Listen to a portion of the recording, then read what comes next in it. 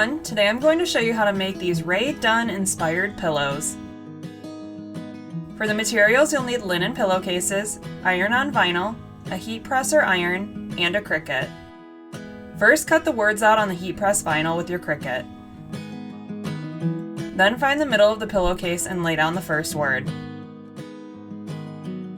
After that, cover it with the heat-safe paper and press the vinyl at 315 degrees for 30 seconds. Make sure you press the whole word. Then peel off the transfer tape. Do this with the other pillowcase.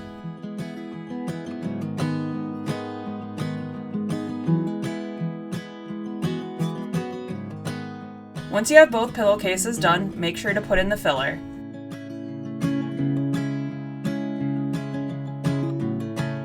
And that's it! These are so cute and easy, and I love these ones particularly for St. Patrick's Day. If you enjoyed this tutorial, please make sure to like, comment, or subscribe below. Thanks for watching! Thank you for watching, and don't forget to subscribe.